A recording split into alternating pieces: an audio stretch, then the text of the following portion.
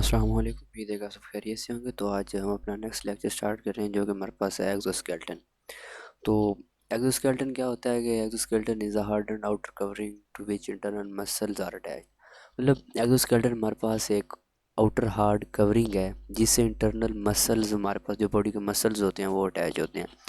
The exoskeleton is inert and non living. जो exoskeleton है वो नॉन लिविंग होता है। तो ये सिक्रेटेड किससे होता है? It is secreted by ectoderm in animals cells.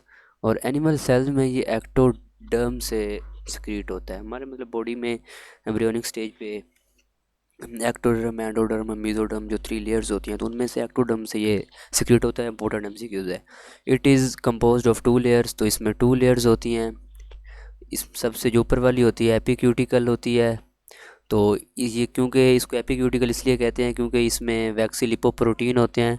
और दूसरा ये इम्परमिएबल टू वाटर होती है क्योंकि इससे वाटर बॉडी के अंदर इंटर नहीं हो सकता। तो ये एक बैरियर के तौर पर एक्ट करती है माइक्रो ऑर्गेनिजम्स और इंसेक्ट्स में, यानी कि माइक्रो ऑर्गेनिज्म और जो इंसेक्ट्स होते हैं उनमें। तो the bulk of exoskeleton is below is epicuticle is called procuticle. और हमारे पास जो एपिक्यूटिकल के नीचे लेयर होती है दैट इज़ प्रोक्यूटिकल। तो इसमें क्या क्या चीज़ें होती है? इसमें हमारे पास काइटन होता है। दूसरा लेदरी, वो टफ एंड लेदरी होता है। Polysaccharides and several kinds of proteins. इसमें मतलब काइटन होता है जो कि टफ एंड लेदरी स्ट्रक्चर है। पॉलीसेक्राइड्स होते हैं और सेवरल काइंड्स ऑफ प्रोटीन्स इसमें प्रेजेंट होती हैं। नेक्स्ट हमारे पास है it is further hardened by sclerotization and some time calcium carbonate. तो इसमें स्क्लेराइजेशन में क्या क्या है, यानी कि इसमें सम टाइम्स कैल्शियम कार्बोनेट भी प्रेजेंट होता है। ये कुछ स्पीशीज़ हैं जिनके एक्सोस्केलेटन में ये प्रेजेंट होते हैं और ये एज ए एमसीक्यूज इम्पोर्टेंट है। The simplest example of an exoskeleton is shell of Mollusca. Mollusca एक हमारे पास फाइलम है। तो which is generated consist of 1 और 2 पीसीज। तो इसमें ये एक्सोस्केलेटन की जो एग्जांपल है वो मोलस्कास हैं। इसमें क्या है कि सब marine bivalvia and snails have shell composed of calcium carbonate. जब भी हमने कैल्शियम कार्बोनेट की बात की तो वो ये मोलस्कास होते हैं, इनमें होता है, इनके शेल्स में कैल्शियम कार्बोनेट के क्रिस्टल्स पाए जाते हैं। The shell of land snails generally lacks the hard mineral. हमारे पास लैंड स्नेल्स होते हैं उनमें ये मतलब कैल्शियम कार्बोनेट प्रेजेंट नहीं होता।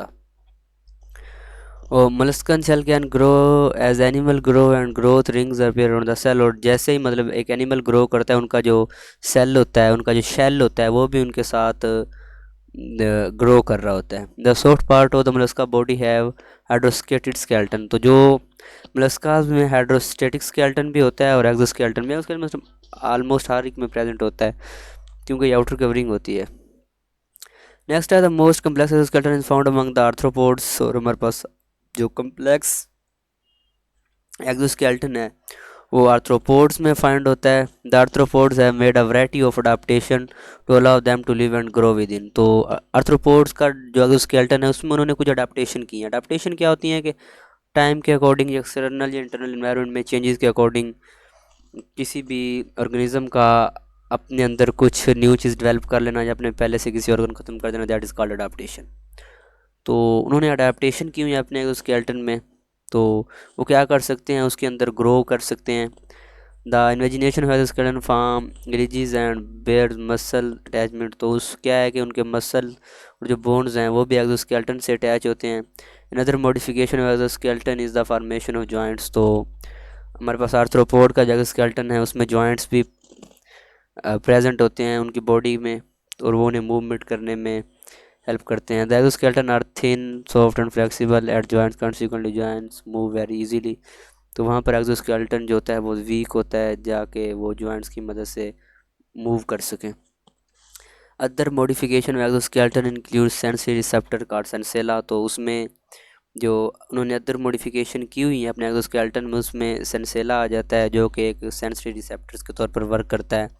The bristles and lenses modification exoskeleton, तो उनमें गैसियस एक्सचेंज के लिए भी एक्सोस्केलेटन में हेल्प कर रहा होता है उनका एक्सोस्केलेटन।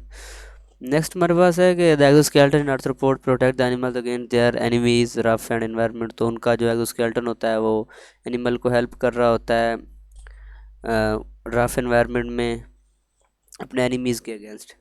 तो ये उन्हें ड्राइंग मतलब खुश्क हो जाने से भी उनकी बॉडी को यानी कि डिहाइड्रेशन से भी बचा रहा होता है। तो नेक्स्ट हमारे पास एक प्रोसेस है, बहुत इंपॉर्टेंट डेफिनेशन है कि अगर एनिमल ने however it has one define that it is animal can not grow larger, मतलब इसमें एनिमल्स बहुत ज़्यादा ग्रो नहीं कर सकता, थोड़ा बहुत तो ग्रो कर सकता है लेकिन नहीं ज़्यादा नहीं।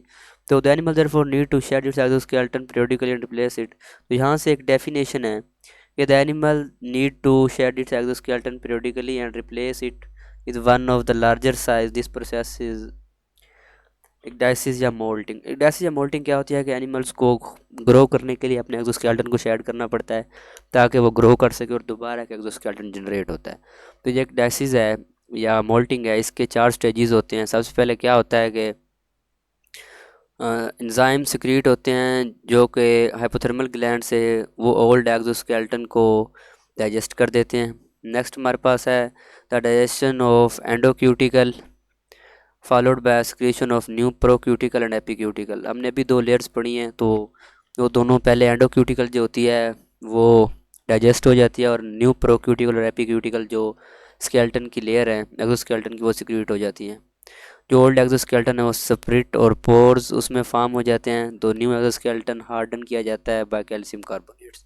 ये इसके 4 स्टेप्स हैं डायसिस या के during hardening process the arthropod. तो जब हार्डनिंग का प्रोसेस होता है क्योंकि एक्सोस्केलेटन वीक होता है तो एनिमल्स अपने एनिमी से बचने के लिए खुद को हिडन रखते हैं ताकि उन्हें कोई चीज़ ट्रैप ना कर ले। All these changes control by the nervous system of the hormone. तो ये सब जो चेंजेस हो रहे होते हैं एक डायसिस में, ये नर्वस सिस्टम एक हार्मोन कंट्रोल कर रहा होता है। इस हार्मोन को कहते हैं एक डाइसोन।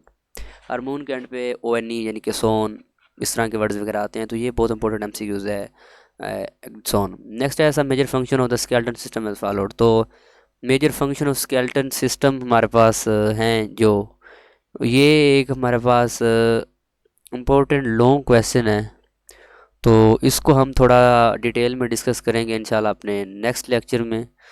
तो आज के लिए बस यहाँ तक ही।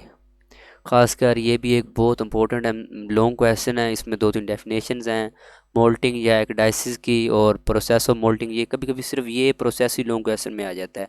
और इसमें जो एक हार्मोन है ये बहुत इंपॉर्टेंट है। 2 लेयर्स हैं, इनमें डिफरेंस वो पूछ लेता है एपिक्यूटिकल और प्रोक्यूटिकल में, what is the difference between epicuticle and प्रोक्यूटिकल।